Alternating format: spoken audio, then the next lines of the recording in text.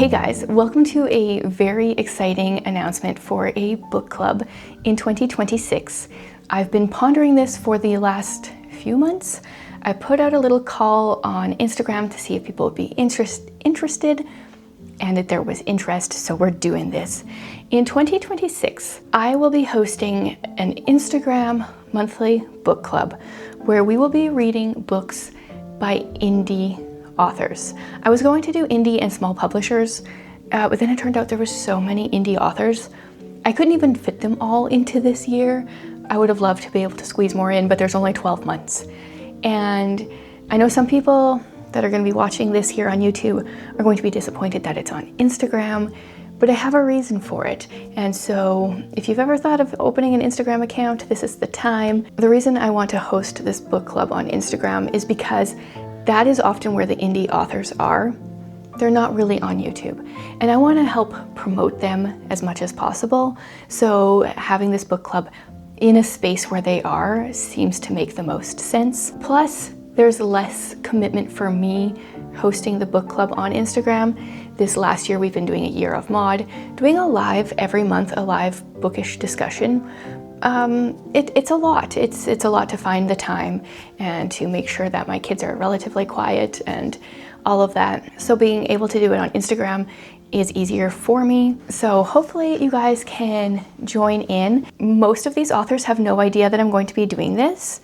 Hopefully it's a good surprise for them. I'm just excited to try out some new authors, push on some of my favorite authors onto you guys. There are a couple books on here that, well, actually a good portion of them are not quite released yet. Some of them don't even have titles. Some of them I'm not even 100% sure. I'm very confident there will be a book out, but some of these are like favorite authors of mine that I want you guys to read from, and some of them are new authors. So I'm excited about the diversity. Originally, I was going to keep it just fantasy, but there were a few people that I wanted to squeeze on here, a few authors that I wanted to squeeze on here that didn't quite make the fantasy genre, and so I decided to open it up to any, but it is mostly fantasy. We've got one science fiction, one contemporary, and maybe the rest are fantasy. I am excited because my daughter is currently working on a fantasy novel. It will not be done this next year, I don't think, so it's not in this book club, but hopefully if this goes well, then next year I'm going to do this again, and it would be so fun to have her book as one of the books that we do. So something to look forward to. Okay, so we're going to get into it. I'm going to show you the books that I have, or that I know the titles of, give you a little bit of information. We will be chatting about these books on the last Wednesday of every month. I will be putting stuff up in my stories. I also have an Instagram channel now. I'll see if I can link that below. I don't really know how that works actually. It's new. And I think I'm going to be putting some bookish discussion questions in there throughout the month, and then I'll talk about them in my Instagram stories on the last Wednesday of the month. That's kind of my thought right now, but this is new, so we'll see how it all goes. Okay, the first three I have physical copies of. The rest of them I plan on buying physical copies of. If you follow me throughout the year, I will try to let you know if I notice that one of these is on sale. And let's just get started. January, we are going to be starting off, stuff is falling out of this book, with a book that the author sent me a couple months ago, and that is Between the Shadows by Grace R. Pringle. This is the first book in the Renegades of Wrath series. It also has a book on the cover, so I was very tempted to save it for later in the year when my Read Your Bookshelf challenge prompt is a book either on the cover or in the title or something, but I didn't want to wait that long. So I'm putting it here now. Let me tell you about it. Knowledge is rebellion. Love is a death sentence. Solnia happily spends her days helping her father in his weaving shop and reading about places she doesn't dare visit. Her quiet life is upended when she runs into a blind stranger in the street. Row or rouse hints about a dark past and wrongs done to him consume Solnia with curiosity and pull her into a world filled with riddles. Why do his eyes glow in the dark? What does he want with the ancient texts kept in the city archives? While uncovering forgotten history and buried atrocities, Solnia is forced to ask herself, is her love for Ro worth dying for? Oh, there's more stuff in here. She sent me like the map and a little postcard and a bookmark and stuff. So we're gonna read the first sentence of these first 3 that I have, because why not? Part 1 is the nature of shadows as observed by Solnia Weaver. Chapter 1 is called Blind Man. I struggled with my basket of goods in the crook of one arm, overwhelmed and crushed by the crowd taking over the city. So, this is going to be January's book. Very excited about this, you guys. Ooh, also, I got a nice signed copy. I don't know if it shows, it's a little bit bright right now. So there's that. In February, we are going to be reading a book by a former booktuber. She is in one of the book chats that I'm in online, and it is Crown of Beauty and Anarchy by Aurora Bell, which is a pen name for her. This is a stirring tale of anarchy, love, and redemption, inspired by the classic fairy tale Snow White and the dangerous court of Queen Matilda from the 12th century. I really like fairy tale retellings. I don't read very many of them, so I think this will be great. Plus, Melanie lives really close to me, so I am going to get her to either sign this book, or I'm going to get a hardcover signed by her yet. I've never actually met her, but I don't live that far from her, so I should meet her. She is meant for beauty. The queen is meant to be an empress, but who will bear the crown of Whiteshire? Princess Ira White? This is the thing with fantasy, you guys. I'm so bad at like the names. I'll figure it out yet. Has only ever wanted to know and feel the love of a mother and the protection of her father. Instead, she had to endure the harsh hand of her stepmother, Queen Amara, who seems bent on openly despising Ira and sheltering her away from the duties of one day becoming Queen of Whiteshire. Suddenly, Ira is thrust out of her kingdom by her father with only his signet ring and her book of prayers in hand. Left to experience the dangers of life outside the safety of her castle walls, Ira begins to hear rumors of her father's death. Not sure if it's true, Ira grieves both the possibility of her soon-to-be heirdom and the potential loss of her papa. When Ira's life is actively threatened, she has to face the decision to fight as the only heir of her kingdom or flee everything she knows. The decision comes at a great cost, as Ira is hiding a secret, one that could jeopardize the fate of her kingdom if she chooses to fight. A secret she was told when she was young and can't remember. Let's read the first sentence of this one. Chapter 1 is Ira's point of view. Whiteshire, England, 1137 AD. Today was supposed to be different. That's chapter 1. I'm just realizing too that the first 3 months we are reading Canadian authors. I didn't do that on purpose, but that is kind of funny because Grace is, I don't know where in Canada she's from, but she's Canadian, and Aurora is Canadian, and the next one is actually by my next door neighbor. So this is The Night of Shadows. This is book 1 in The Secrets of Silence by Marcus Bittner. So many of you know that we moved to Edmonton a year and a half ago to plant a church. The other family that we moved with, this is their oldest son. So I got to read this book. I was a beta reader a year and a half ago. No, more than that, 2 years ago.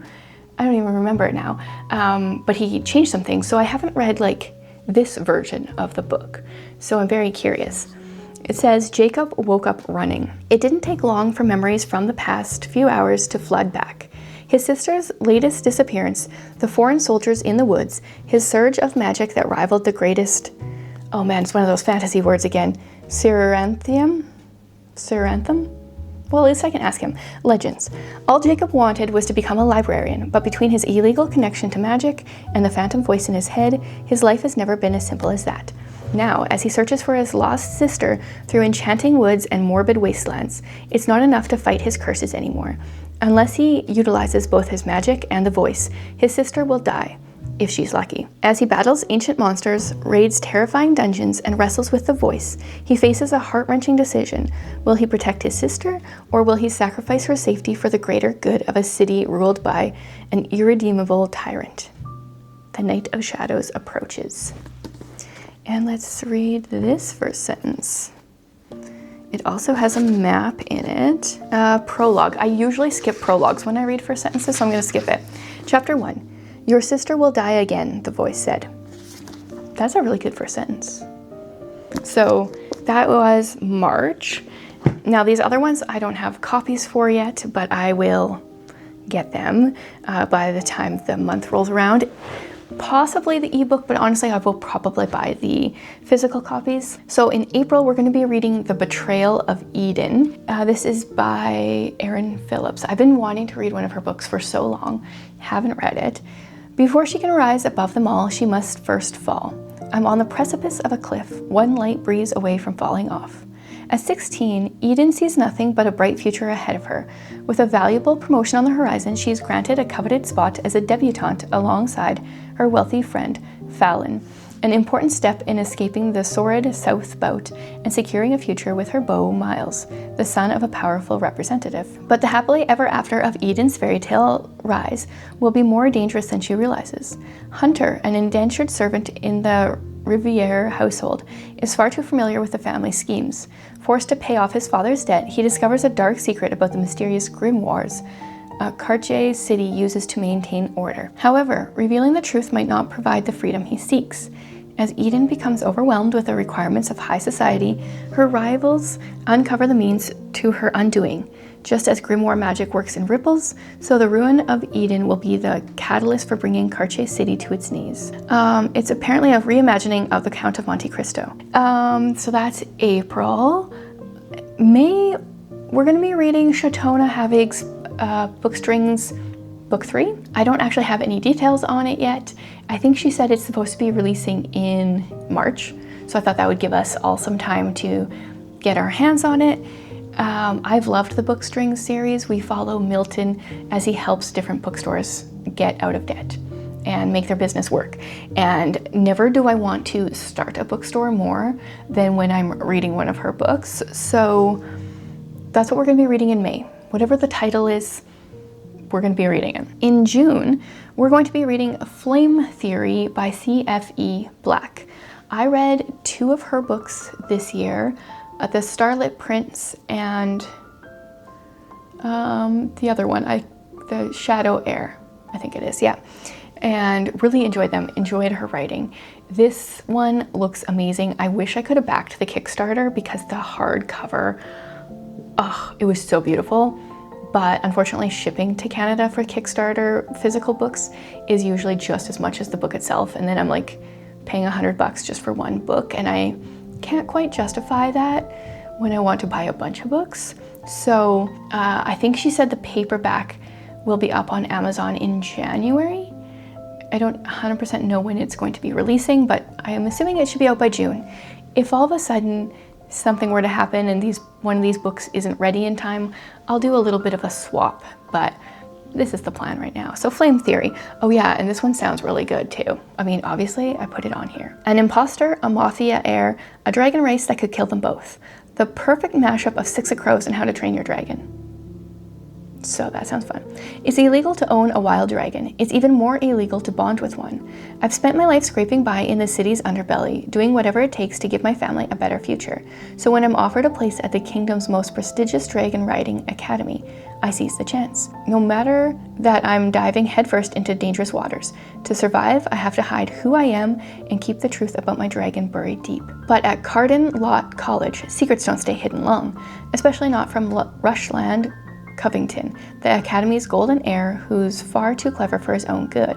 Behind that perfect smile, he's chasing a forbidden mystery about dragons, and somehow I'm the key to solving it. Bound by secrets, we form a reluctant alliance that leads us down a path that will permanently alter our lives and possibly our entire world. Some secrets are meant to be uncovered and others are meant to stay hidden, but the fire growing between us is the most dangerous truth of all. If you loved Hiccup and Toothless, but this time you want to see it in an elite academy like Maxton Hall, where dragon racing is the school sport, then you're in the right place. This first in an addictive new YA series, Flame Theory features the start of a no-spice, swoon-worthy romance filled with banter, love banter, dragon races, rivalries, and hidden truths. Welcome to the world of dragon racing. I think that one is going to be a blast. I'm very much looking forward to that. In July, the book is going to be The Last Wayfinder by Ellen McGinty. I have read her other book, Saints and Monsters. really enjoyed it. I don't hype that one enough. I think because I don't have a physical copy, I forget about books if I don't have a physical copy. So I should get one and I can continue to hype it. This one, okay, well, first of all, she has this adorable reel with her book, and I think my cat's really cute, but her cat might be cuter than my cat. I'm gonna link that reel below because it's just adorable. And obviously the cat just makes me want to read the book. So what is this even about? Honestly, I don't even know if I read the description. I just know I like her writing and the cover's gorgeous. So let's see what it's about. There are no chains for criminals on Abashi Island, only endless ice. Born into prison, Kira has only known the Arctic wasteland where the worst criminals are set to be forgotten. Interesting, we'll be reading this in July. I didn't know that it had an Arctic wasteland, but maybe that's okay. Maybe we'll need a little bit of a chill at that time of year. Okay, born into prison, Kira has only known the Arctic wasteland where the worst criminals are sent to be forgotten, including her mother. When a brutal imperial inspector sentences her family to death, she unleashes a forbidden magic that comes with a devastating cost. Her sister is cursed, transformed into a monster. Desperate for a cure, she strikes a deal with Captain Wren, a notorious monster hunter whose icy exterior matches the unforgiving landscape. He's everything Kira despises: rigid, lawful, dangerous, and unfortunately, necessary for survival. As the two forge an uneasy alliance, Kira discovers the chilling truth about her imprisonment, and that more is at stake than her sister's soul. Now, Kira must risk treason and master her ancestors' wayfinding magic before she loses her sister and the beautiful world she's only begun to discover. Okay, I hadn't read that, so that'll be fun. It'll be a little chilly in July. I'm good with that. August, we are doing our one and only science fiction, Suspended in the Stars by E.A. Hendricks. She just barely finished, I think it's a trilogy, and I think it's complete now. So we're gonna be reading book 1, and it says for fans of Skyward and the Lunar Chronicles, which is great because I love both of those. Also, she is a cover designer, so her covers are always really good. A girl in hiding, a boy on the run, the fate of the galaxy between them. When Tally is forced to hide rogue soldier Renner, her life isn't the only thing threatened. Living as the famed soaring staress in the circus spaceship Midway masks her true identity, but Renner's very presence threatens to draw unwanted attention. As a former royal guard, Renner holds secrets of his own, like evidence of a political assassination. Renner's flirtatious confidence is at odds with the seriousness of his mission, but when his former captain guard, Jas Ulite, discovers him hiding among the circus performers, Tally risks everything she's come to cherish, going so far as to leave the safety of the Phenomena Circus to do what's right.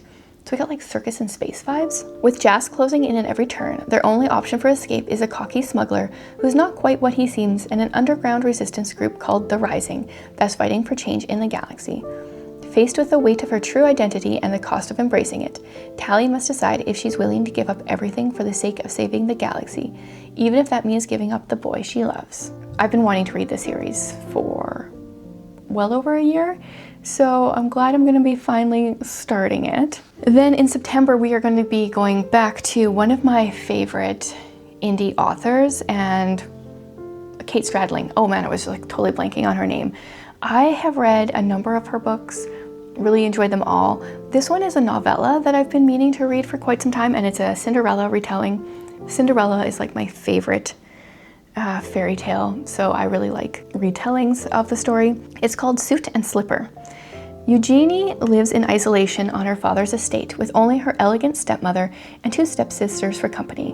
When the crown of Jacondria announces a series of royal masquerades, she yearns to go. However, her stepsisters' fortunes hinge on them finding wealthy husbands, and Eugenie doesn't want to interfere with their odds. Enter a mischievous fairy who has other plans. A scant few hours of light-hearted revelry seem harmless enough. By the fairy's own rules, Eugenie can't stay the whole night, and with everyone in costume, her stepfamily will never know she was there. Really, how much trouble can result from attending a masquerade or two? I mean, we know the story of Cinderella, but curious to see how she plays it out, because yeah, I think I've given her books a minimum of 4 stars, and a number of them have been 5 stars. Okay, another one I have been meaning to read forever is October's book. It's A Story Spun in Scarlet, and I do have the ebook for this, but I don't know, sometimes when they have beautiful covers, I'm just like, I just want the physical book. I want the physical book in my hands, and then I want to read that. And this one, I really love the cover. Audra is a storyteller without a purpose.